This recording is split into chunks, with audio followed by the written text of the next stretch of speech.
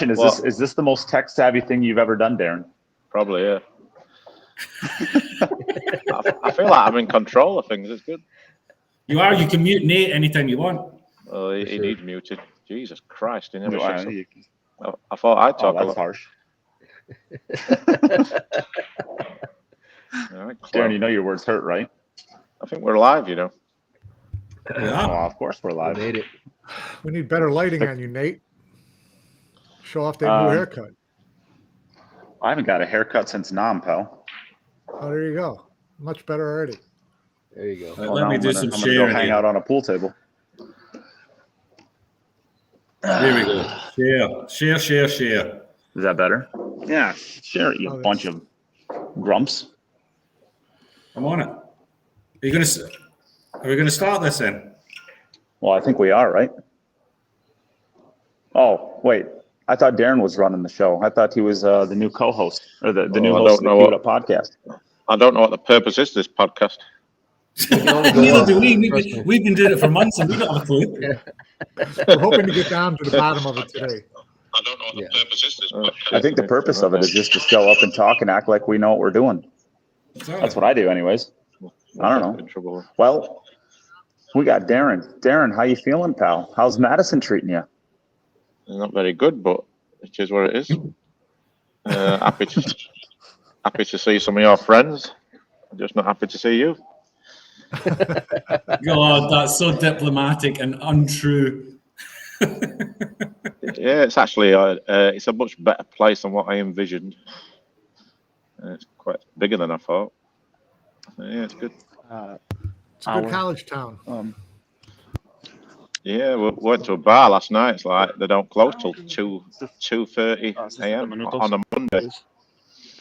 They're full of Bears fans. Uh-oh. That was a horrible game. Jesus. Yeah, it was a decent game, though, right? I mean, they got close. Exciting at the end. Yeah.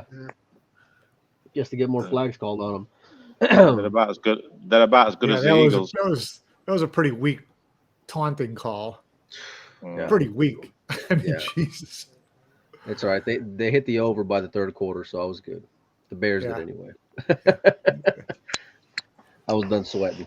Okay, so what's on the agenda today, folks? What are we talking about? What's on the agenda today? Well, we get to talk about Chris Reinhold making the team and rounding out Team USA. So I guess, Darren, why don't you start us off? What do you think of Team USA's final product? Yeah, I think he deserved the pick. Out of the only three Americans what seem to be traveling and putting all the work in and trying to better themselves is Chris, Tyler, and Shane. So obviously Billy and Skylar. But so I think the right picks. Obviously, Billy's situation, I don't know what's happening. So that's up to everyone else. But obviously, Hale was the big surprise, I think. But it's rather going to work or it's going to be a disaster with Hale in the team. So that's what makes it this Mosconi Cup really interesting. And what's your prediction? Is it going to end in disaster or succeed? Well, that's why I'm going. I was just going to go for the last 2 days, but now I'm going for the all 4 days just because Hale's in the team. So for me and the Brits especially, it's your round, Darren. Especially, it's become the Earl Strickland Mosconi Cup. I mean, I haven't put much thought into the rest of the players. All I'm interested about is Earl Strickland, and I think most of the Brits feel the same way. Just because you know there's going to be drama, whether he plays good or bad, and it's just going to be entertaining to watch, maybe for the right reasons or the wrong reasons. Panozzo, what do you think? All right, go on, Jim. No, go ahead, Mike. Jim. No, go, Mike. Go. No, I think agree with Darren pretty much. It's become the Earl Strickland show because the rest of the team is similar to what's played before. So this is the wild card that makes it different and makes it interesting. I would love to see, Jeremy on this show at some point, and I'd love to ask him, what his plans are for keeping the reins on Earl. What is the game plan? Because they know that the team is going to come out needling them. They know the fans are going to come out needling them. They know that as soon as a match is over, the guaranteed first interview of the event is going to be Earl.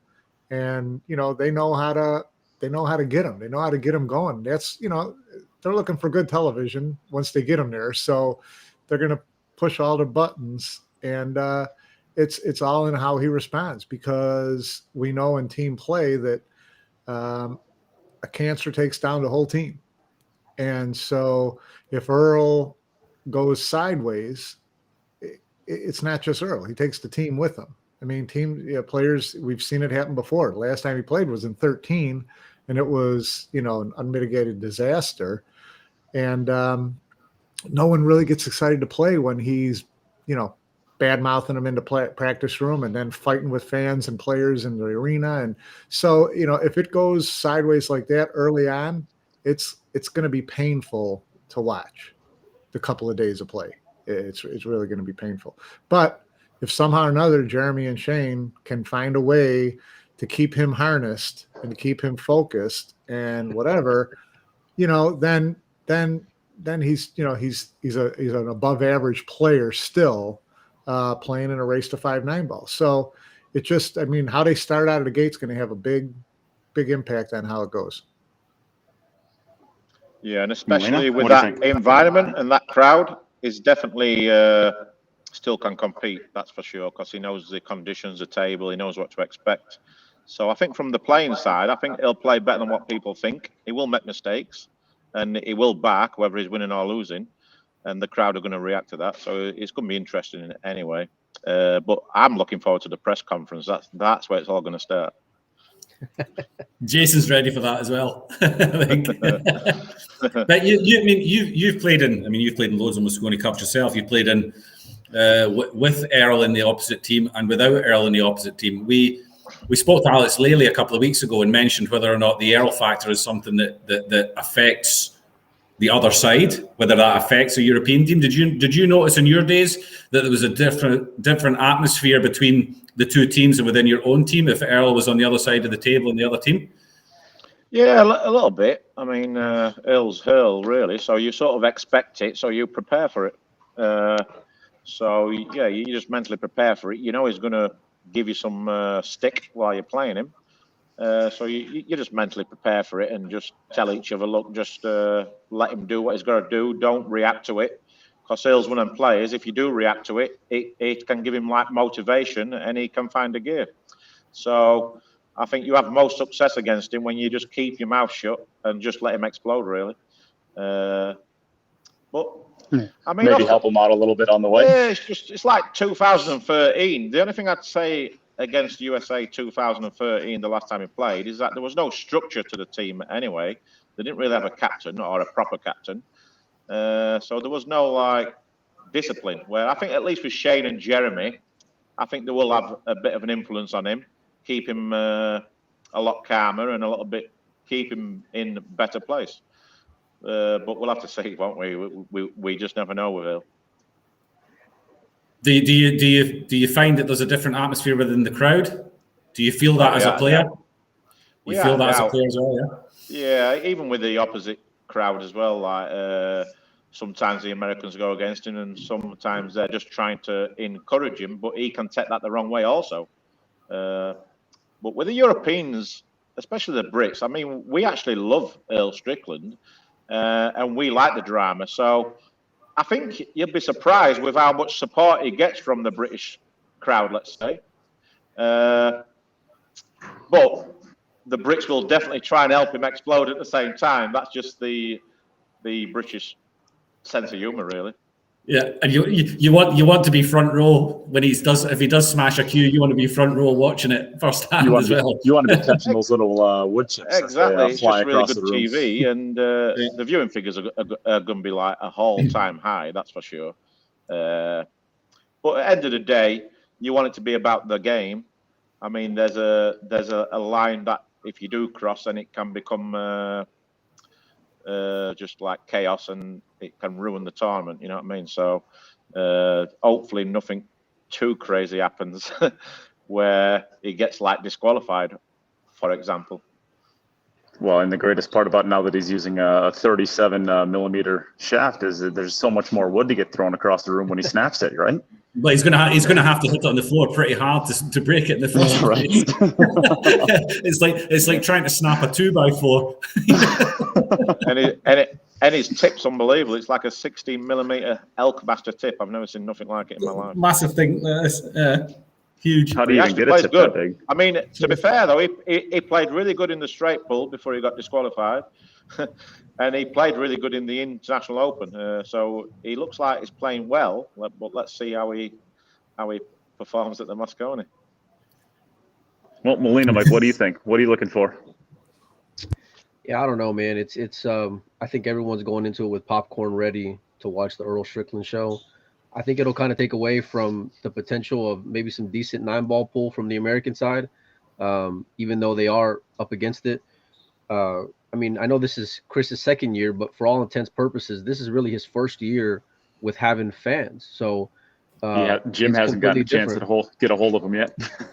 Yeah, Tyler's got a chip on his shoulder after being left off the team last year. So I know there's going to be something to prove with him, but I don't know, man. It's going to be tough. And I mean, Darren said it. He can still play, but can he play while he's getting needled, the entire time? Because those fans, I think, are going to be ruthless. They're going to be wanting to see the full Earl show. They're not going to want to see him bottled up. And quite frankly, I don't think Shane or Jeremy have that cachet to like go and check him or to go and keep him harnessed up. I don't think they got that kind of personality to go and keep him reined in.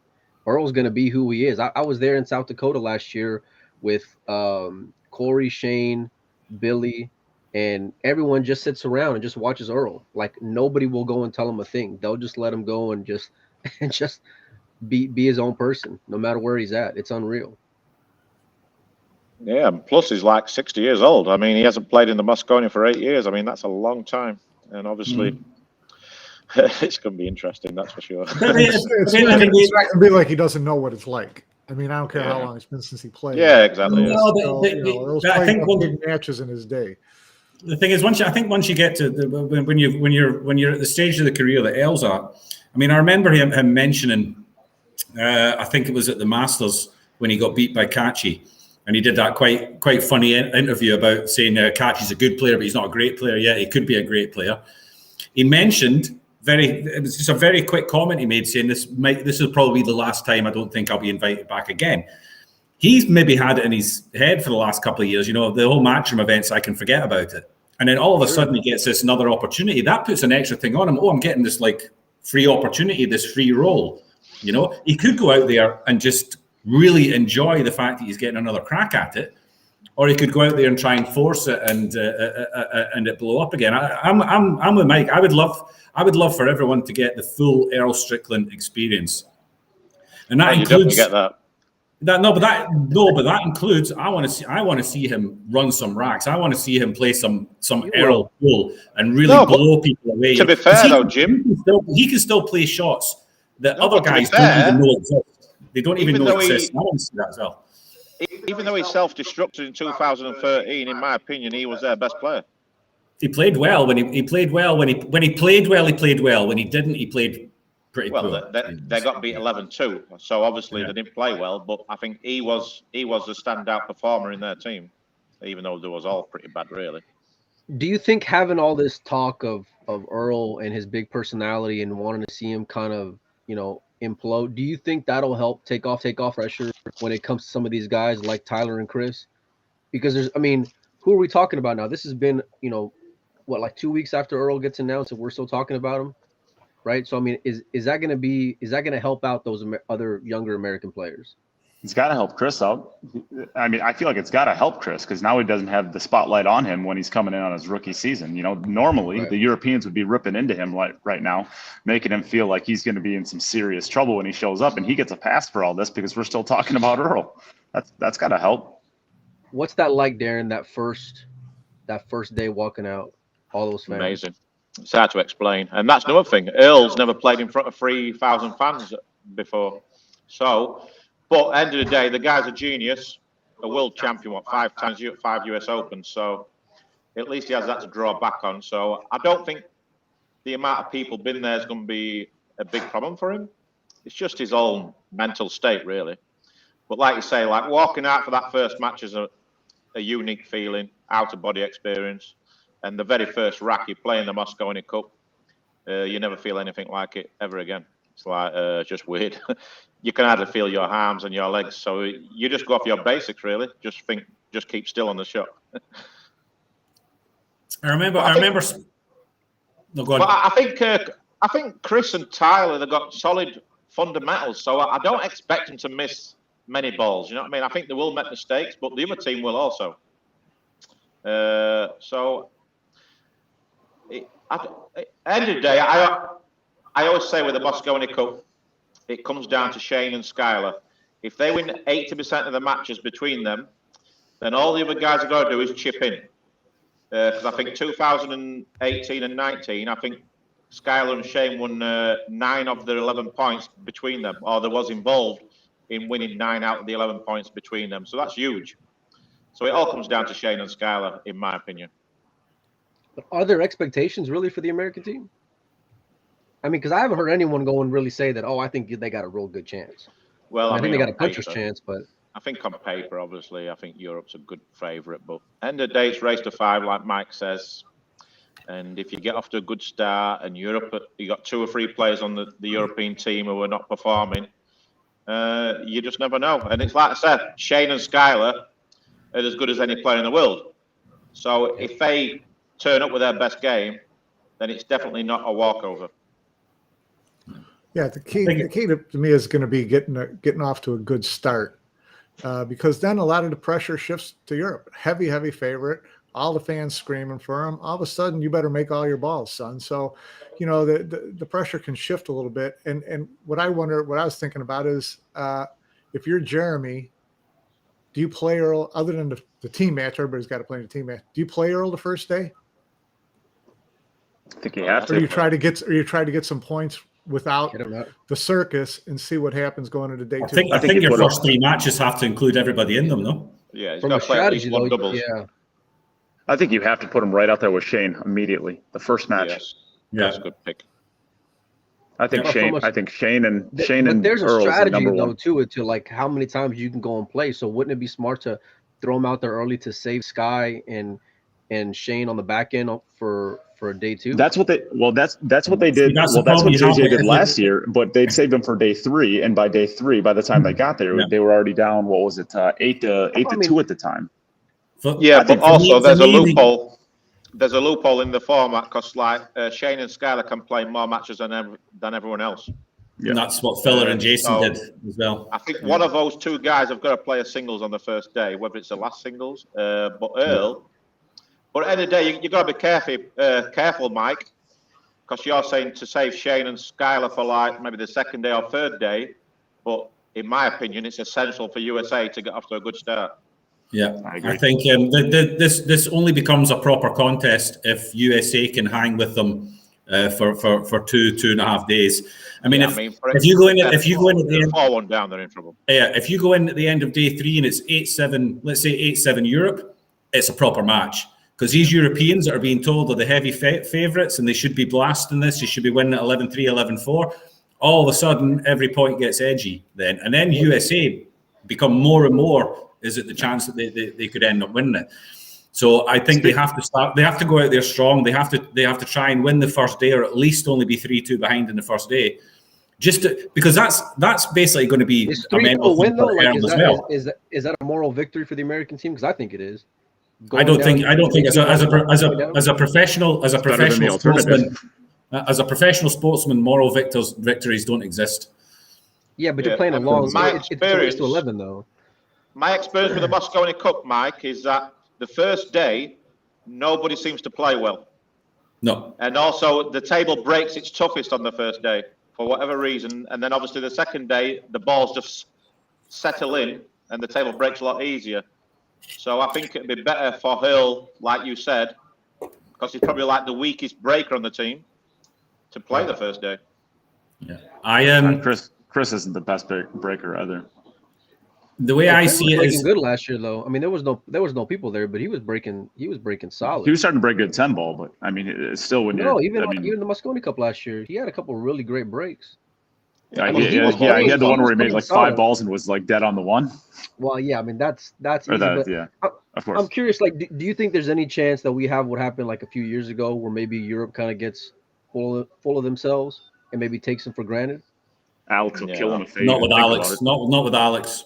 Yeah, no. Alex will string them up if they even think about getting complacent. I think Marcus, for Marcus was whatever you want to say about him as a coach. I mean, one thing he did not do is he did not hold his players accountable when they got a little like. I think Marcus just expected it just to be all right in the end. Yeah. And didn't react when he needed to react. I mean, I think, nobody can win it in the first 2 days, but the USA can lose it in the first 2 days. If they make the wrong decisions and they don't play well, then the USA can certainly lose it in the first 2 days, but they just have to hang with them as long as they possibly can. And like I said, it's race to 5. Who knows? I mean, the only thing you can guarantee, Shane's playing the last singles on day 1. Because he has done for the last 15 years or something like that. What do you think about this, Darren, for a schedule? From day 1, you do the team event, of course, and then you come straight out with the first match is doubles, right? Yes. Yeah, so the doubles, what do you think of Shane and Earl? And then give Tyler a singles, and then do Sky and Chris, and then the last singles give Sky. Because you know that Shane is going to have the fans' choice. So put Shane's singles match out on day 2, with him and Sky in between. So you're going to end up having Shane play 3 straight matches on day 2. Yeah, I totally agree. I think that's a perfect harder. And for some reason, Shane seems to have a problem playing against Joshua, especially. And sometimes I think he'll be playing Jason after last year. I think he'll be playing Jason. Well, obviously Skyler, he's younger, so he seems to feel better, or he wants to play Joshua. And he's obviously got a decent record against him, I believe. I'll tell you what, Joshua wants to play Shane probably before Sky. Yeah, I mean, there's only so many times you can get beat where you got to just say, look, it's time to change the tactics. It happened with me and Shane many times, but they kept putting Shane against me, and it just weren't players what I kept beating. I just enjoyed playing him, and they was very stubborn. So. It's not a case of Josh being a better player than Shane or Jason being better than Shane. It's just sometimes that's just the way it is. You've got to make tactical changes for the team. Yeah, I mean, Panozzo, what do you think? Anything in there that you want to discuss? No, the lineup you brought up sounded, like it might work. I'm assuming. I mean, we're all assuming that the format and everything is exactly the same as it was last year. Listen to Emily yesterday. It sounded like there's a couple tweaks in there someplace. So we'll see what happens when it comes time for everything to come out. But yeah, it's pretty obvious that Team USA has to get off to a good start in the first 2 days, at least hang with them punch for punch. Everybody, I don't even want to bring up the lag anymore because I'm tired of hearing how, Alex did such an amazing job with the lag by putting hot water under a table and all that shit. But, there were a lot of close matches last year that could have gone either way and could have made things a little bit tighter on the second day and into the third day. So I think that's interesting. But, and this is a great conversation. It's always great to throw out what ifs. But Mike, this from watching football and betting on football all the years, whatever, every time there's a Super Bowl where one team is clearly going to beat the crap out of the other team, the 2 weeks leading up to it, the sportscasters all spend so much time analyzing that by the end of it, they have you convinced that the game's even. And then the game gets played, the team that's supposed to win crushes the other team. So it's like we could talk about this and try to make it as even as we want, but it's not. Everything's going to have to roll right for them. I don't know. I'm telling you, the Panthers I think were double-digit favorites in the Super Bowl against the Broncos, and we all know what that happened there. Oh yeah, no, it happens. But I'm a Bears fan. At the end of the day, I remember '85 Bears when they tried to convince you that New England was going to play with them in the Super Bowl by the end of the 2 weeks of pontificating, and it was a massacre. So it's just it's just what it is. And we saw it all weekend in football, though, where quote unquote underdogs were going and winning outright. I mean, it happens in sports, and you're playing race to 5-9 ball. A couple of goofy rolls, and you protect serve. You know, I mean, you brought it up, Nate, but there was a lot of hill matches. And all it takes is just one or two things to go the American way. I mean, if they go into a 3-2 day one, I mean, they're on cloud 9. Because I really don't think they. I agree. I mean, even 3-2 down, I think they're still in it. You know, especially if you're playing 4 quarters, you want to go in. And also, Mike, stay in it. Sometimes when you win the last point of day one and you lose it 3-2, you can feel like you've won the session. Let's say you're down 3-1, and you win that bit. I mean, 3-2 and 4-1 is massive. Yeah. And I'll say, especially if they pick the schedule that I suggested, if they're even if they're down 3-2 or up to 3-2 going into that second day, when you got Shane Van Boning playing your first 3 matches, you got to be feeling pretty good, even if you're down 2-3. Yeah. You know, you think about the worst case scenario at the end of that. Worst case scenario at the end of that, you're going to be tied 4-4. In your head, you're thinking, and you have a real chance of going 5-3, right? Yeah, I mean, it doesn't matter what day, you've got arguably the best player of all time in your team, right? So, and you've got Skyler to back him up. If those 2 guys perform, it isn't a foregone conclusion. Who's your arguable best player of all time, Earl or Shane? Well, maybe Hurl like 20, 30 years ago, but 9 ball. I mean, Shane, well, you did say all time, right? You didn't say this last 5 years. I've always tried to put players in front of Shane, but the longer he keeps going, the more I'm like leaning towards him being the greatest player of all time, even though it sort of pains me to say it. Because his longevity and his consistency is just ridiculous. It is ridiculous. Yeah. But any sport, you know, one of the biggest motivations in any sport is proving people wrong. You know, so the USA have got an opportunity here to come out there and to do. If the USA have got the opportunity to go out there and prove everybody wrong, and now if you take both camps, both sets of 5 players, or let's call it 6 or 7 or whatever, if you could the captains, think about the reaction in each dressing room, so to speak. Europe wins it. Yay, high five. Yeah, we were supposed to win. USA wins it. Jesus, the roof comes off. Oh, yeah. The roof comes off in that Vegas place. will be crazy the next year. The USA have the opportunity to do something. I mean, the best wins that you can have when you're playing any sport, pool included, is the ones that you're not supposed to win. You know, the guy sitting there. You know, I'm not supposed to beat him, but I beat him. You know, and you're only going to do it one time out of 100. And just to be clear, Jim, have you ever lost it, Darren? That these guys end up doing it. You know, and these have you ever actually lost it, Darren? I mean, that's what could happen in pool. Have you ever actually lost it, Darren? But that's pool. I've never lost a damn though. But that's pool. That's what I'm saying. Yeah. So the better player won. Pool. That's all we can say. Actually, he's probably the underdog now. I mean, if Shane doesn't feel the pressure, because I think that's key, you know, and with them being, you know, prohibitive underdogs, I think he ought to be just free stroking, you know, because you're not. I mean, on paper, they're what are they 2.5 to 1 dogs? Yeah, but I tell you what I like most though, Mike, with Shane is that he's more invested in the Mosconi Cup now than what he's ever been, because he's got a responsibility for the team as a vice captain. Think so?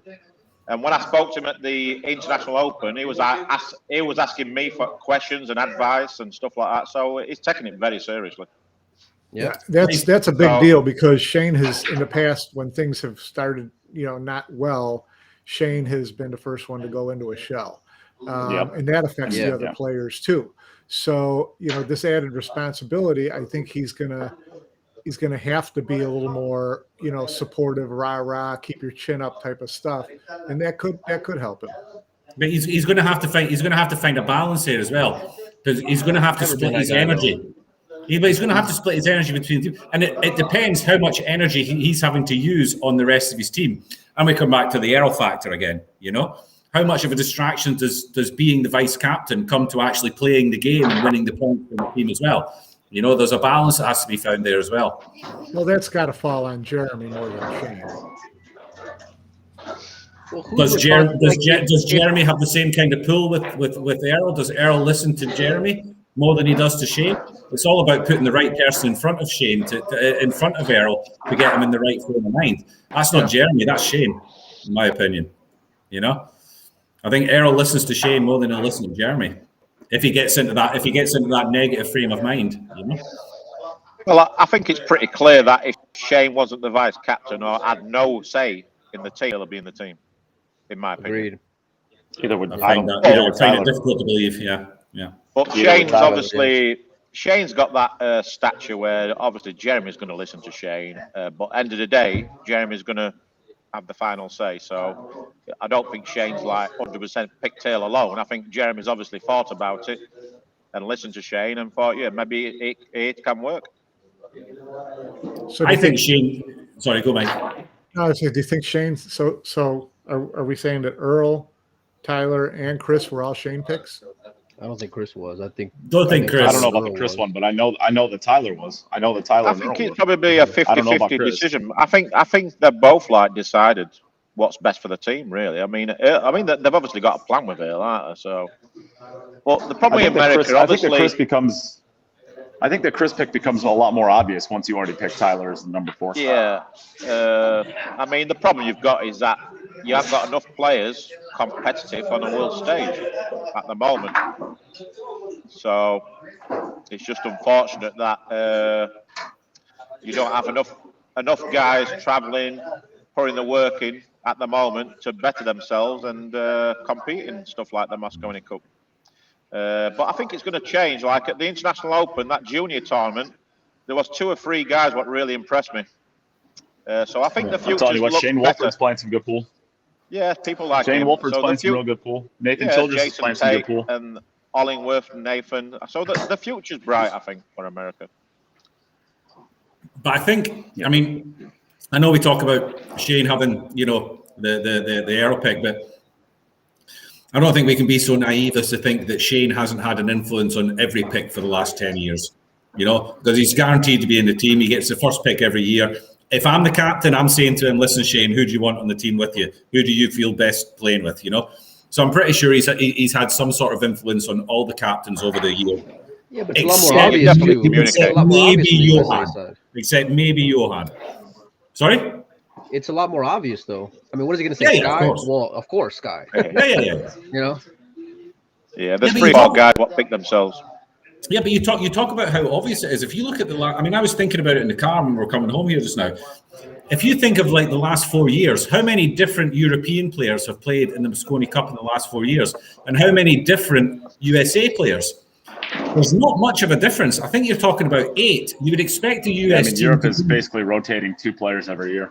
Yeah, the US, you would expect it to be the central. I mean, it seemed to be Billy, Sky, and Shane, but every year it's 2 different other ones with them. There doesn't seem to be the consistency and the continuity within the picks. Whereas Europe, they kind of change 1 player if they have to, every year. So you get a bit of continuity, Europe's never had the same team twice. No, they don't. Neither of USA. To be fair, the US hasn't had for a long time either. Yeah, USA never the same team twice. There's always usually 1 player at least. Change, I think. But it's generally from the qualification process, not from the wild card. I don't think they had the same team, though. I'm pretty sure they had the same team the 2 years they won it. No, Corey was in one time and Bergman was in the other time. Corey wasn't in. Yeah, Corey was in 2018. Yeah, Corey was in the first one. Bergman was in the second one. Yeah. Yep. Okay. So I'm gonna nip this conversation in the butt really quickly because I want to get Darren, since he's here, I want to get Darren's thoughts on the matchup next weekend, which is his buddy Jason versus Dennis. I want to hear your thoughts on it, Darren, before we lose you. I think Dennis is favourite. Obviously Jason, I know he's here listening, but at the end of the day, Jason, I think, breaks a little bit better than Dennis. I think Jason's putting more hours in now than what he has done for like 4 or 5 years. So he's obviously got to break well. He's got to keep his emotions in check because Dennis will just be the same for like the whole match, whether it's a race to 120, whatever it is. So Jason's got to just fade the times where things aren't going his way and stay patient. And just wait for his opportunities, and if he does that, then he's definitely got a chance. But he's obviously got to play great, and he's got to keep his emotions in check. And if he does that, then he's got a chance. But obviously, Dennis probably the best money player in the world. So it's going to be like the ultimate test for Jason. But the good thing is that at least it's showing where he is with his game. Okay, so then if Jason wins this matchup, how does he win it? And then if Dennis wins this matchup, how does he win it? What's the difference between the wins? Well, Jason's got to just keep him away from the table as much as possible. So Jason's got to run a lot of racks. I mean, he's got to put like 6s and 7s together, 5s, 6s and 7s, where Dennis, obviously, he's probably got a better safety game than Jason. But Jason can intimidate him.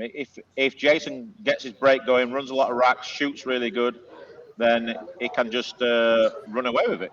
That's what Jason's capable of doing. But he's got to make sure that he just keeps his emotions in check. And if he does that, then he's definitely got a chance. We know that Dennis can come from way back. Yeah. Can Jason come from behind if Dennis gets ahead? Yeah, it's a lot more difficult, that's for sure.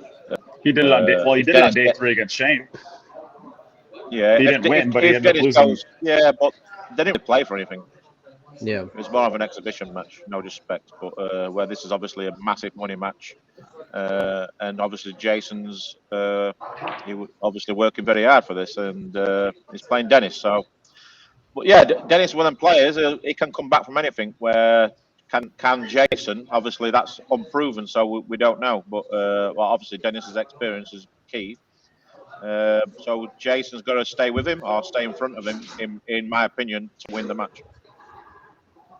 Do you think Jason has jumped in too quickly into a match against Dennis, seeing as how he's been out of action for so long? Do you think he might have been better taking I won't say an easier one, but maybe something before jumping straight into Dennis? I mean, we haven't seen Jason playing these long sets for a couple of years now, you know?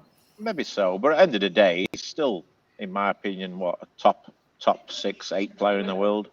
Maybe higher, maybe a little bit lower.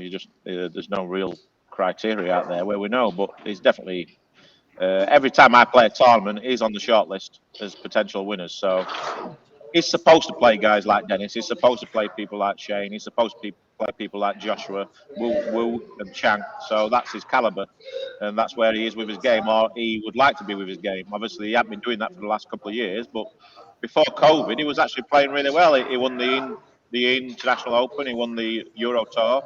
So you could argue that he was a little bit lucky with COVID.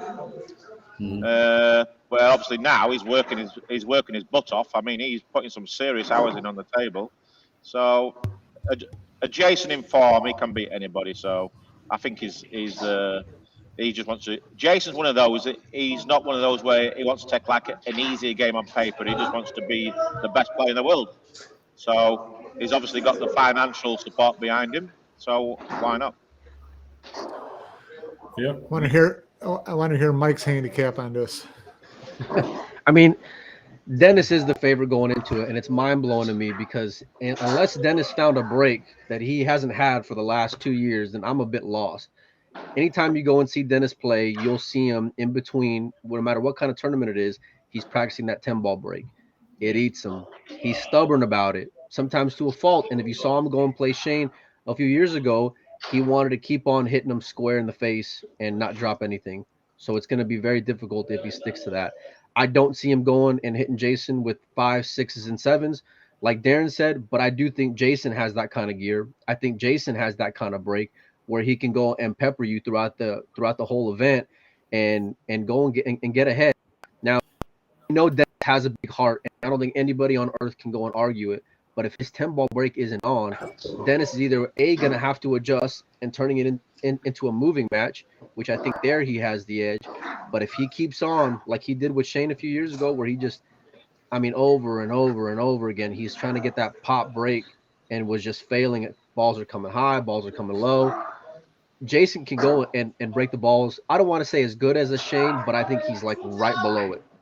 Right below like those top tier big 10-ball breakers on earth.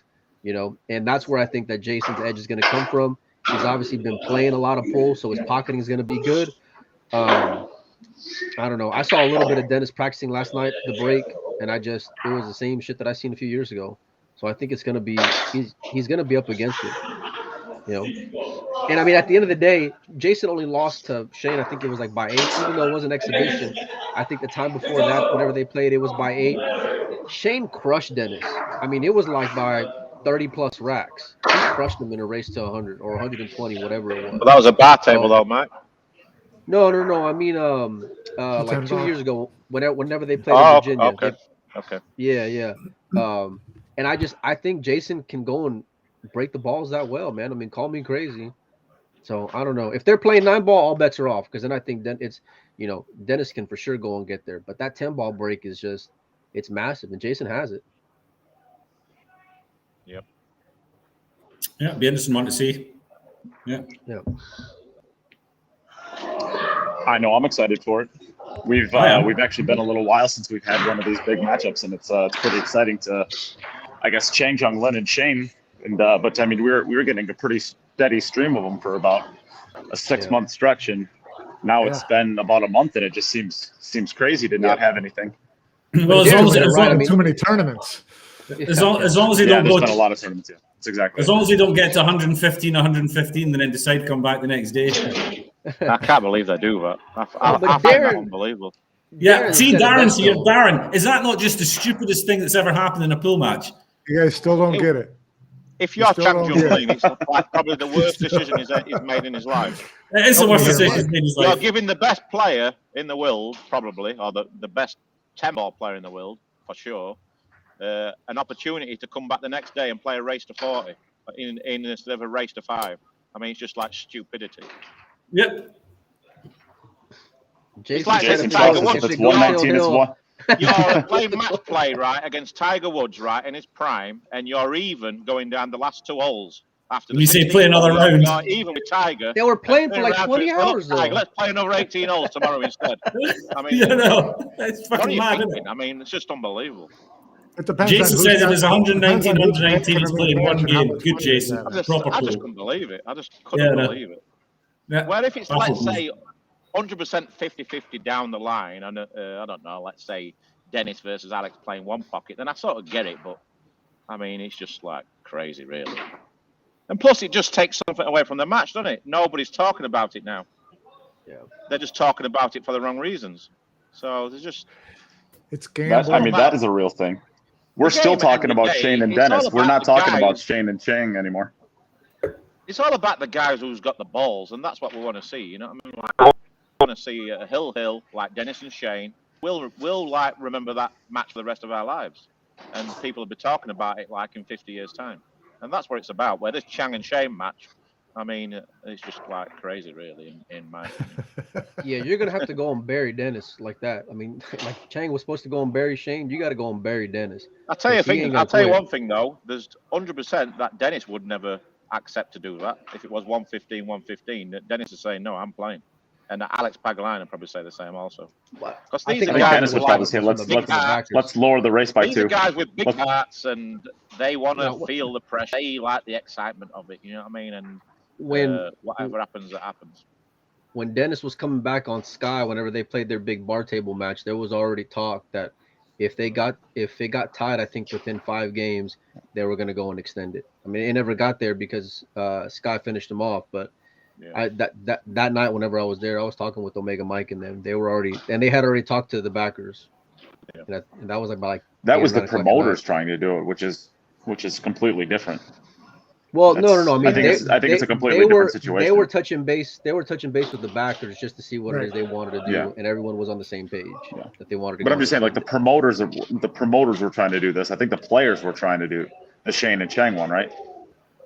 Yeah, and the thing with Shane and Chang is that Chang, I believe, had an open table at 115. He had a shot, break. Yeah. Shane played a black shot, left him an open ball, and said, "Shall we just call it a day?" And Chang went, "Yeah, okay." Both shit the bed. I'm sticking with it. They shit the bed, both of them. Well, Shane, right thing. If I was Shane, I'd have snapped his arm off. Exactly. Yeah, Shane loved it. It was great for Shane. Yeah. Well, Shane. But anyway, I want to get back to. I've got another Mosconi Cup question for Dan since we've got him here.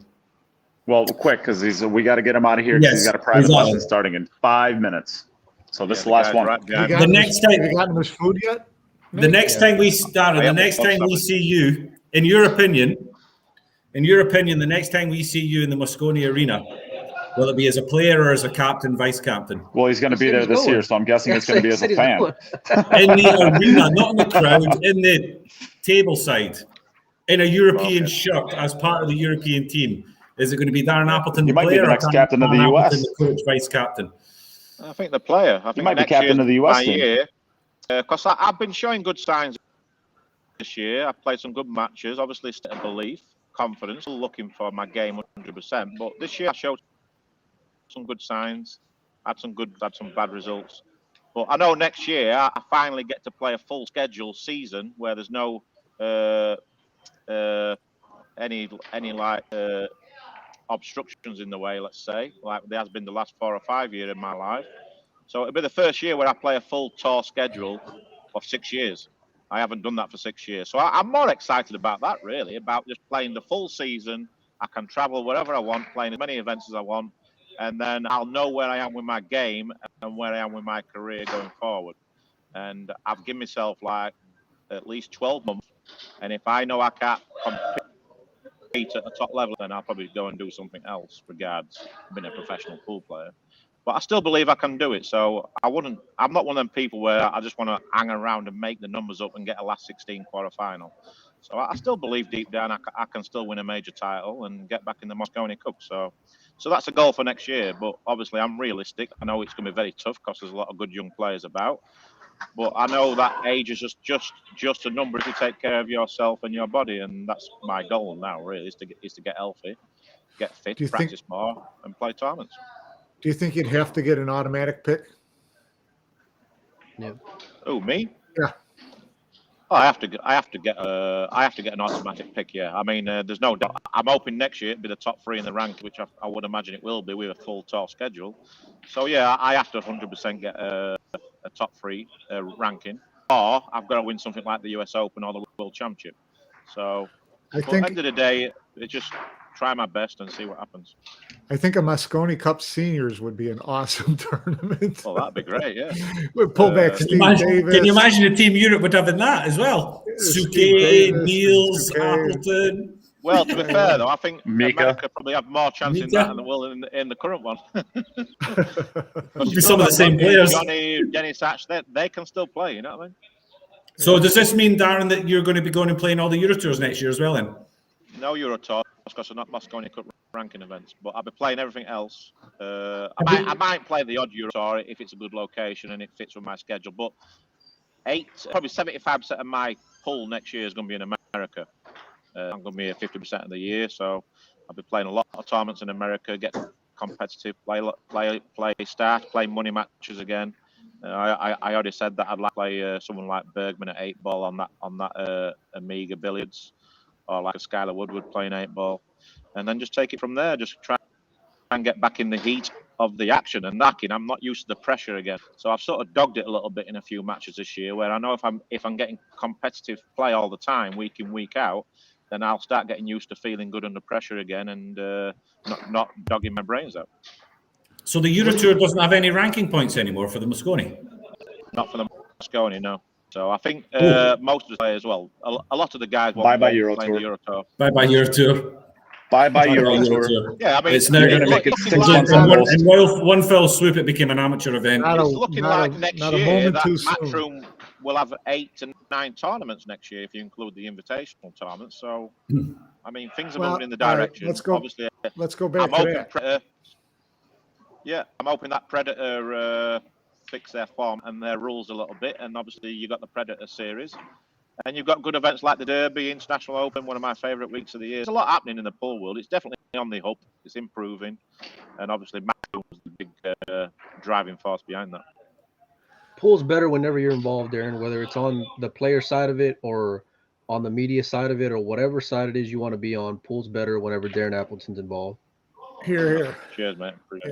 Appreciate it. Yeah, I just love the game, so I still try and compete. And if I can, I'll always be involved in the game anyway. I no doubt in my mind, whether that's teaching or whatever. But I love the game. I love the passion, and I appreciate how difficult it is. And I love the industry. You meet some bad apples. You always meet great people along the way also. And that's what it's about, isn't it? Just glad to hear that. Making memories. Get your column in while you're at it. I did do. I emailed you last week. Are you going to be anyway, at GB? Guys, Are you going to be at GB9 before GB9. the story? Yeah, I go back to England at the end of this month. I'll be at the GB9. Make sure, hopefully, draw you, and I can finally beat you. And then I'll be going straight to the Mosconi Cup. So I'm really looking forward to it. Mike, are you going to the Mosconi? No. Okay. What about you, Mike? Molinari, Mike? I won't be next year though. Next year I'll be. Okay, that's a shame. Well, yeah. So anyway, I've got to shoot because I'm about to teach someone. So I'll teach him how to miss. I'll be there. Oh, Nate's going. That's all right. Right. I'll see you all guys later. All right, Daz. Thanks a lot, pal. See you in a few weeks. Always nice to talk to the Appleton. We made it. Imagine if he did get back into a Mosconi Cup. That would just be insane. The place, the arena would go nuts. If he was to get back into Mosconi Cup and it was a home Mosconi Cup in the UK, that place would just go off the rails. Oh, but I like how he's now realistic you're though. Now you're talking 23. That's a tall order. Don't know. You don't know. I mean, the ranking three people to qualify. Like Darren said, if you snap off a big event, can they ignore you? You know, if you snap off one of the big ones. So how do we feel about invitational events being part of the rankings? They ignored Alex Kazakis, right? Do you want to invitational events as part of the rankings? I think it happens in other sports. Why shouldn't it happen in pool? Because it defeats the purpose of why they came up with rankings. Yeah, but if the reason you qualify, in my opinion, if you qualify from that event, that invitational event, based on the rankings, then it's okay. But you don't. I'm not saying that's. I'm saying if it is, then it's for me. It's okay. Okay. Because you've earned that extra little bit of sugar in your coffee by your ranking status. Yeah, but it was tough this year. Yeah, I mean, brutal. You know, I think the last 2 years, you have to kind of disregard it in a way as far as rankings go and that kind of thing. It's been just scrambling through. Matchroom have had to scramble through. They've had to pick people for the Masters based on can you get here? You know, can you physically get your ass to Gibraltar? If you can, you're in because we still need 24 players. You know, you can't use that. You know, yeah. No, I think that's fair. It was either that or they scrap it completely. With a lot more open events coming, which I hope, then it should be a lot more. It should be a lot fairer for guys, which it needs to be. You know, because you don't want to see guys like Lechner get the shit into the stick. Well, from the U.S. side, do you see Matchroom ever adopting the Predator Tour events into their ranking points? I don't know, but I think they would go and designate at least some events. I know that they will be. Like, I've had this discussion with Karim. They will be doing that. Yes, that will be. If you had the discussion with Emily, I'm sure Karim. I think any promoter that's organized their own tour, that should be your number one goal. To make sure that you can get ranking points from a Mosconi Cup, because that brings the players in. We just talked about it with the Euro Tour. If it turns out that the Euro Tour have lost all their ranking points from Mosconi, it's going to die. Watch, none of these Predator don't work together regularly, right? None of these European pros go to the Euro Tour because it's financially positive for them. It's all about the ranking points. Take them away. Well. It's financially good if you win every time, but I think that that should be one of your main in your book, your Bible. This is one of your main things. We have to get Matchroom to give us ranking points from the Mosconi Cup. That attracts the players and that makes our events. Yeah. And from what I was told when I talked to Karim, that was part of the plan. Yeah, it would have to be. They would have to be.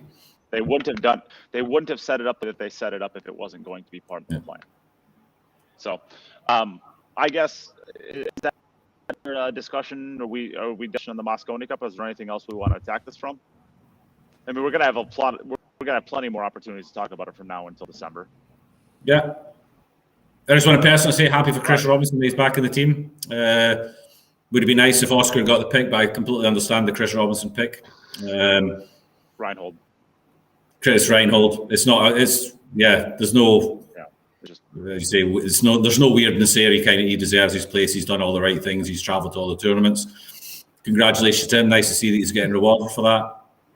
The only thing I want to say is I find it slightly discouraging that we justify the American picks based off of who goes to all the events, and the Europe justifies their picks by who wins all the events. That is unfortunately kind of a bummer. Yeah. Exactly. I agree with you that Chris and Tyler deserve it because they literally are at every single tournament. But that's how we're justifying those picks. And in Europe, I mean, Conrad, there's always going to be guys on both sides that are going to feel shorted. Like, it doesn't matter what it is, you know, and that's just, you can say that about any aspect of life, you know. On one hand, I agree with him. The guys go and travel, they're going to get rewarded. It sets a good precedent for the younger players, you know. Go work your ass off, go travel to the events, you know, we're going to go and recognize you for it. You know, then on the other hand, it's the performance side, and you're going to have guys that are going to feel like they've been playing better than this person or that person. And it's shitty if you're that guy who's number 6 or number 7, right? Maybe you feel more. But you've got a choice to make. If you're that guy that's number 6, you've got a choice to make. You can be one of those guys that turns around and says, you know what, screw it. Matchroom, screw this. It's not my fault, blah, blah, blah. I give up. I'm never doing this again. Or you can be the guy that says, shit, so close. Next time, work harder, do more, get to more tournaments. Oh, for sure. Yeah. And those are the guys that you want to see. Those are the guys that you want to see get rewarded, not the guys that just sit back and go, screw it, I'll just do a money match every month and I'll be fine. Yeah. And playing bar table tournaments across the country. Exactly. Yeah. But, and I've also got to say just a quick shout out to Georgia. Hi, Georgia. Don't know why I'm waving to Georgia. I don't know who Georgia is, but a mate of mine wants me to say hi, Georgia. So hi, Georgia. Did Jim forget to take his meds? Nope. No meds right here. Jim never forgets his meds, pal. Yeah. You gonna put it on the line and snort it off your pool table or something? Jesus, Jim. I think, you know, even though the Americans are going to be dogs going into December, call me crazy. It's still 9-ball, man, and one or two goofy things going to happen. I think it can be a lot closer. And I hope it's a lot he's closer. Got the lot. And with that being said, he's got the line open on the Europe side for whatever anybody wants. I'd rather go and bet the money line than go and bet it on games. I know that. Yeah, you don't want to guess. Yeah. All right. Well, why don't we move on from there, and we can go back into let's talk about Action Palace. So we'll give a shout out to Alex Olinger. He opened up Action Palace maybe about 9 months. Before you go any further, I need to log out. I need to leave you on this one. I only had an hour and I've actually overrun, so I've got some stuff to do. But thanks a lot, guys. Nice talking to you again. Cheers, it's been great, and let's do it again next week. Fine. All right. See you later, guys. All right. So we'll give a shout out to Alex Olinger. He opened up Action Palace and ran a $10,000 added event. Looked to be a pretty good event. I didn't really watch much of it. I think it was streamed by Pool Action TV. I was gone, unfortunately, the entire weekend, so I was not able to watch too much of it. Mike, did you tune into any of it? No, I didn't. I can't watch bar table pool. It's just it's tough. Bar table 8-ball can be a little fun. So and I know that's what the event was, but when you have a field like that, the guys going into it are the guys who won it. You know, Dennis and Sky are the two best players. They were in the finals of the 1 pocket. Dennis and Sky are the best 2 players, and they're in the finals of the 8-ball. So it's a little tough to go and watch. And when you're playing 1 pocket on big pockets, that's brutal by itself also. But no, I mean, congrats to Alex. I know that it wasn't at his place. They ended up having to move it to a different venue, but I know they're working to get the Action Palace opened up real soon. So, and my buddy Chappell, I think, is involved with Olinger in that. So I hope they do, and I hope it's a lot of success. It's unfortunate, but it was kind of an afterthought because the last few months have just been nothing but pool. I was kind of just burnt out, and I don't even really want to watch any of it. I think I might have watched like 1 match of 1 pocket, and I think I maybe watched like 3 or 4 racks of 8-ball, and that was it. So yeah, there's been a lot of pool. This definitely was an afterthought. I mean, if you look at the field, there's a lot of great players in it. Like I guess looking at the 8-ball, like you Sky double dips Dennis in the finals. So I think that's actually the second time Dennis has been double dipped by Sky this year, which is kind of interesting. Nathan Wallace, great tournament for him, gets third place. Ryan Stone gets fourth place. Shannon Murphy and John Gabriel get fifth, sixth. There's a blast from the past. Billy Thorpe and Jeffrey DeLuna, seventh, eighth. So yeah, down the list, I mean, there's a lot of great players. Nathan Childress and D. Atkins are in 9th through 12th. Lots of great players. It's definitely a regional event. It's not like the tournaments we've been accustomed to recently where there are 17 monsters in it. I know all the Polish players all went back. I think most of the Europeans all went back after the International Open. So the quality of players just isn't traveling around the U.S. like it was a month ago. And I mean, good for the American players. I'm surprised Corey wasn't here. This is perfect for him. There's barely any international players in there. Yeah. Shots fired. So I guess, Mike, is there anything that you wanted to touch on there? I mean, there's probably a ton to talk about, but. No, I can't. I think the hot topics obviously are Mosconi and the Jason and Dennis matchup. It'll be interesting to see how that goes. See how Jason's playing ahead of Mosconi, even though it is 10-ball. So it'll be a good opportunity for him to get into stroke. That's for sure. Those long races for a couple of days get your game dialed in.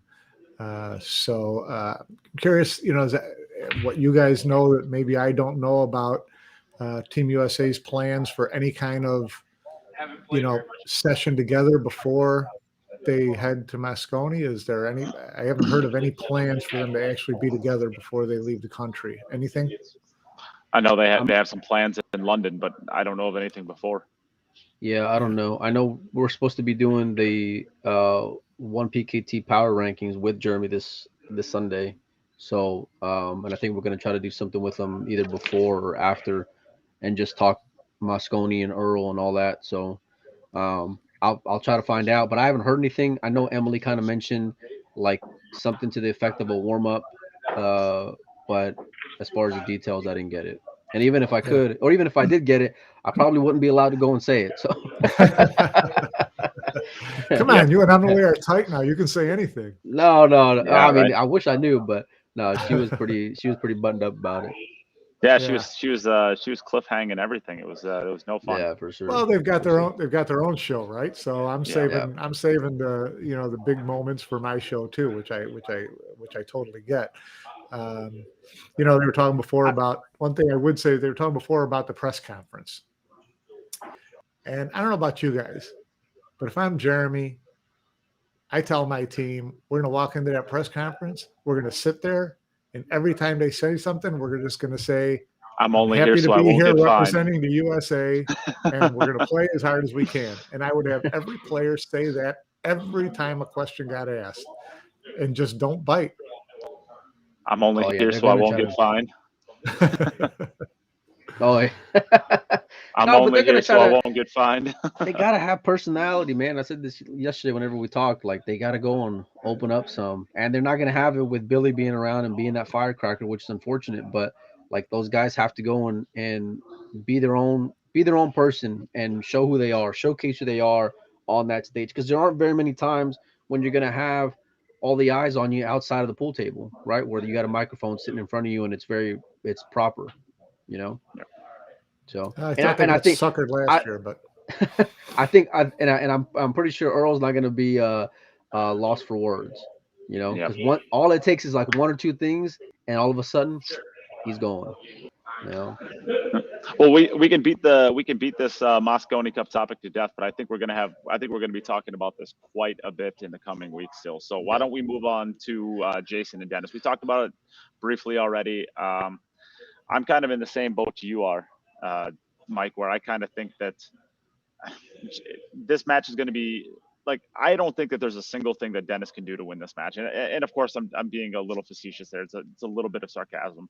But if Jason breaks the balls in the best way that he can break the balls, which is not quite Shane, but he's better than – there's probably 4 players in the world that I would take their break over Jason's. I mean, his break is – you said he's not quite in the top tier. I still think he's in the top tier. I just think that Shane is Shane has kind of separated himself from the rest of them forever in his break. And I think if you remove Shane and maybe even Tyler to this point, there's nobody else that I clearly would take before Jason's break.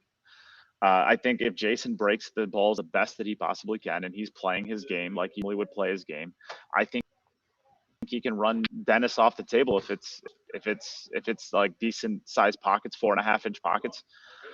I think Jason can kind of run. But now with that being said, I mean, any opening he's going to give Dennis is going to take full advantage of. We know very well of that. So if he's breaking the balls dry 8, 9, 10 times throughout the course of a day, or even 5 or 6 or 7 times a day, Dennis will make those. He will make them hurt for those. So personally, I don't think that Jason's going to get there with his break. I don't think his break's going to be as elite. I think Dennis probably gets there very narrowly, but I could also see Jason blowing him out by having a great break too. So it's I guess I didn't really give my opinion earlier, so that's kind of where I'm at. Mike, what do you think? No, it'll be good. I mean, either way, I just the only chance Dennis has in my mind is turned into a moving match, and I don't see him doing that because he's just stubborn and he's gonna have a template that he can go and manipulate the balls. And I've seen it before, man. Whenever him and Shane get into it, they're playing for 8, 10, 12 hours, and then Dennis is still there trying to find his break for another 4 hours after that. And that's because he showed up early to the venue, going and practicing for 4 hours before that. So I mean, it eats at him and eats at him and eats at him, and I don't see him going and having it, and unless I'm missing something, and if I am, then it's gonna be like Jason's gonna have to go and fade some haymakers for sure. Because just from a pure pocketing and controlling the balls, if Dennis can go and figure out that puzzle, yeah, I mean, all bets are off, but I think that's why both sides really like, who they got. And I know it's going to be probably over 150,000 in the middle. So it'll be exciting. That's for sure. And both of them have personality too. So I want to see. It's kind of brutal for USA though, because it's really going to put Jason in stroke. I mean, a race to 120, Jason's going to be hitting them really, really good, heading into December. Yeah. Panozzo, what do you got? No, that's he summed it up pretty well. I mean, like you guys said, if it's a break contest and Jason has it, he can run the racks that Dennis can't. But if Dennis grinds and gets grinding and starts chewing at Jason's heart a little bit, then it's a different story. Then you wonder how Jason comes out of it. So if he gets ahead and Dennis tracks him down and turns it into a move match and breaks Jason's spirit, does that affect Jason, going through December? Who knows? So it'll be interesting to see what happens. Even just the fatigue, right? Because if he goes and stretches those games out and they're playing, for 12 hours a night or even 10 hours a night, I mean, they brought it up, but Jason hasn't played one of these in years. So how is that going to go and affect them come day 2 and 3? He played Shane a year ago in the race when with the Phil MNP stuff. Well, that was longer than a year ago. No, I think it was. Yeah. Was it? Yeah, that was longer. I thought it was during COVID. Was it during COVID? No. It wasn't during COVID. Wow, geez, time. Well, I think time actually just stopped once COVID started. So I don't think that this last year and a half actually existed. So yeah, I don't know. This is why I set the matchup. I think I break better, and also for tune up for the Mosconi Cup is the main key. Yeah, well, Jason, I mean, there it is. I mean, that's. I don't think anybody's going to argue that you break the balls better than. I think that's about as obvious. and unless something changed in pool overnight that I'm missing, but to me the break is just going to be super important. And one of those, and especially in 10 ball, because when it comes to those elite guys, I mean, Jason can go and run balls, and he's going to get real comfortable out there. Yeah. So yeah, we'll see what happens. It'll be good though. I'll be watching that. Yeah. No, I'll be watching that from start to finish. I can't wait for it. Yeah. I guess is there anything else we want to touch on, or what do you guys think? No, good. I think we're good. Well, that's. I mean, I know that it was a suggestion earlier from Lance that we could talk about the 14.1 challenges, which is basically just people just running balls. I mean, is there anything that you guys wanted to talk on that? I mean, I don't really want to talk about the John Schmidt aspect of this because I don't want to get started on it. So is there anything you guys want? I like John, so I don't know. I want to see it kind of I'm stay not saying with I him don't like John. I just personally. Yeah. I've said it on the podcast before. I just, you ran 6:26. That's great. That's fine. That's fantastic. 17 people in the world have seen it, and you purposefully hold it back so nobody can see it, so that you can profit off it from now until the end of the time. And that's a good move for you financially, but it's a terrible move for the pool world as a whole. I mean, that could have done a lot to not only spark interest in 14.1, but pool in general. And the fact that you're holding it back for your financial gain, it's great for you. It's bad for pool. And I've said this on the podcast before, and I can't get past that. I think that's Well, I mean, I think John's argument would be, yeah. But he's not, right? I mean, how many times he does about one showing a month at the most, right? So the idea is, if you actually wanted to see this, like if I had $5,000 and I'm ready to travel anywhere in the world to see this video, could I do it in the next month? The answer to that is no. No. Probably. I mean, unless someplace books him and brings him in, the chances of me actually getting to see that video is almost nothing. So if I can't see it and I can't experience it in any sort of way, what am I giving you credit for? Like, the next Marvel's movie might be the greatest thing that everybody's ever seen in their entire life. Yeah. But if they don't show it to anybody, how can you know it's any good, right? I'm strong on that. I really have that feeling where, like, I can't give you credit for something you won't let me see. Yeah, but then if you're not going to go and acknowledge it, then what these other guys coming in and trying to go and break it doesn't mean as much either, you know? So yep, I agree. Yeah. Yep. So I'm to be honest with you, like when I found out that, like, oh my God, was there a time in my career where I was ever more excited about pool? Maybe the first day I walked into the Mosconi Cup and I felt that atmosphere. Besides that, I don't know that I've ever been more excited for the game of pool and the direction of pool that was going when he broke 6:26. And I never felt more deflated afterwards by the idea that we're never going to get to see it. Yeah, that's fair. Can't argue with there. Yeah. And to be honest, like, but it's John's ball though. That's why it's tough. Oh, absolutely. You know, he wants to take it. He wants to take it and go home with it. Like I said, it's great for him. He can profit off it for the rest of his life.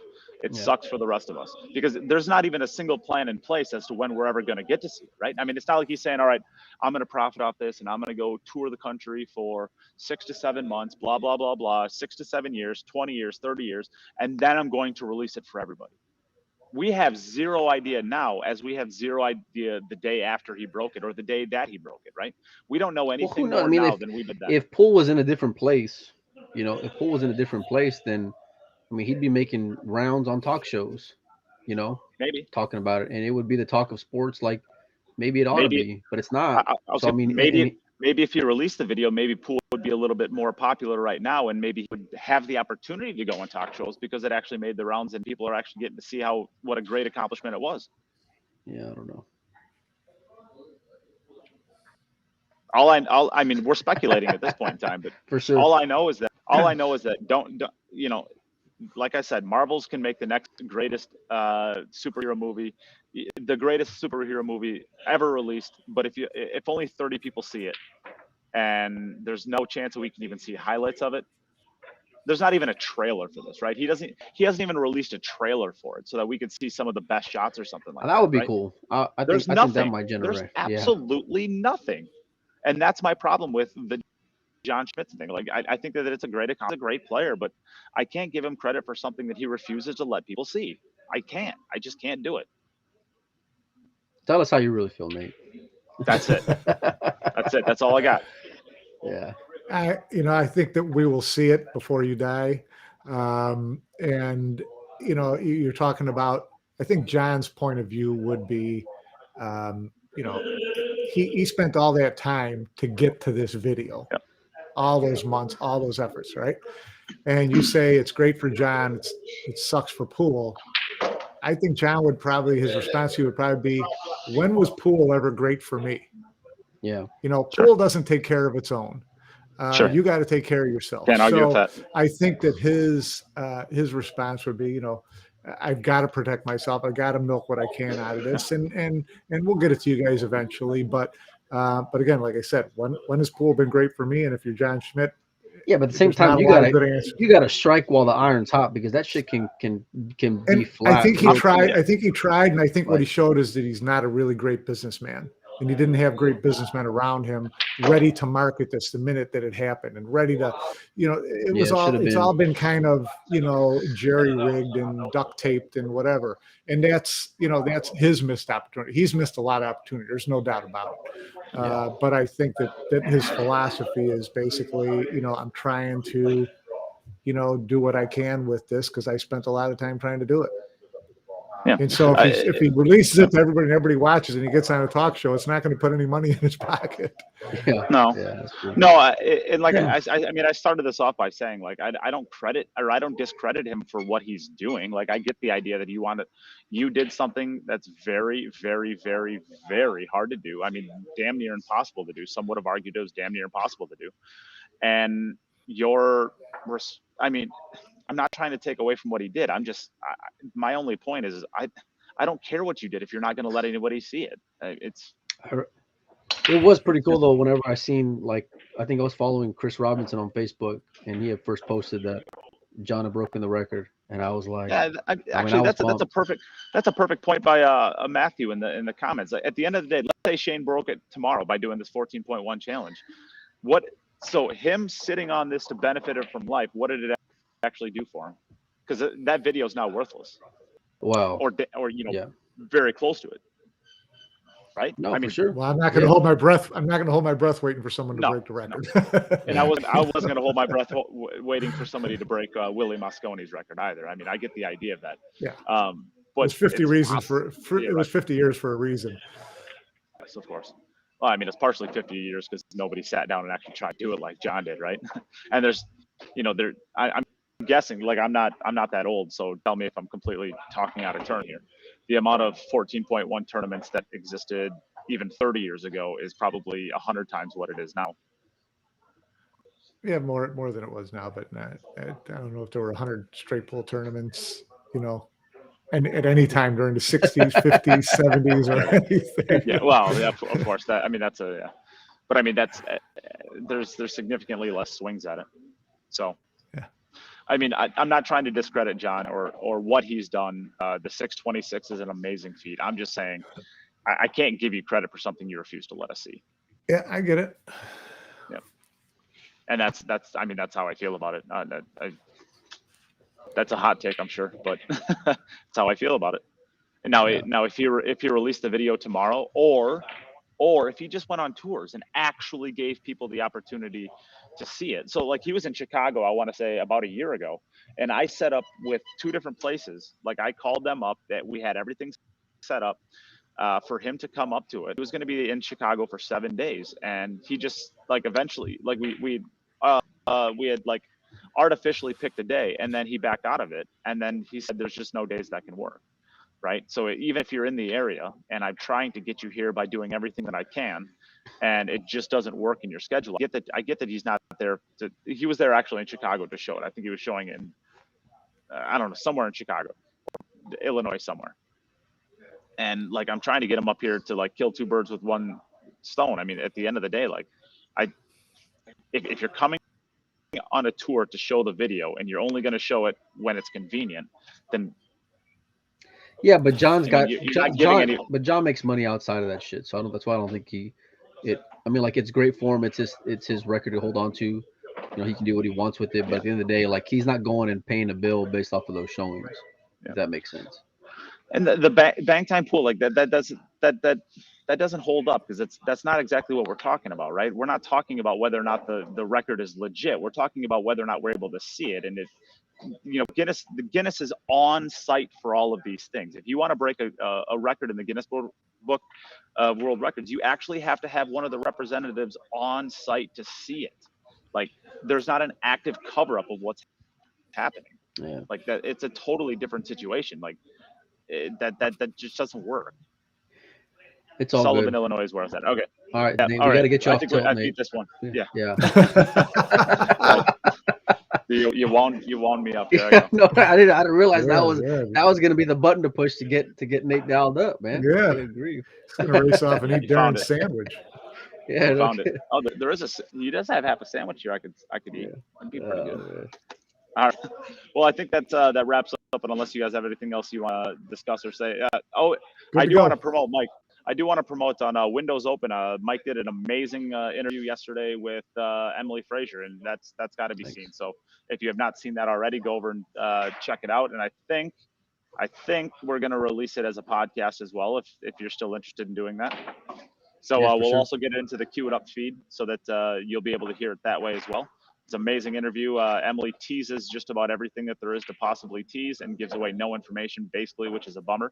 Although we did find out that the Mosconi Cup is going to be in Vegas in 2022, which that I don't think that was public knowledge before. I think that's a real thing.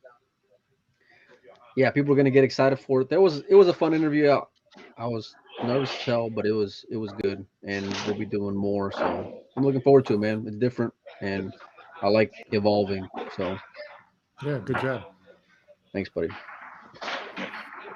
All right, well, let's tune it out there then. Thank you everybody for watching again, and again, if you share the streams, that would be amazing. It's the best way to help our show grow, and get the whole world informed with all things that piss me off.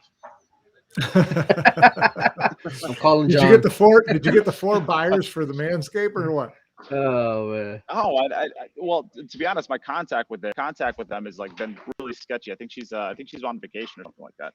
So I don't honestly know if we did or not. I know we added 2 more. So All right. I think we're at the point now where at minimum more, and then we are good to go because they extended it out for 1 more because she's been on she has been on vacation. It was one of those "don't call me, I'll call you" kind of deals, huh? Yeah, exactly. She cut herself shaving. Yeah. That must be it. That must be it. Ken Clifford, it can be found on the Windows Open Facebook page. Make sure to like and follow that, and you can get all the great stuff that Mike comes out with. So, all right, with that, let's close it out. So, thanks, guys, and till next week. See if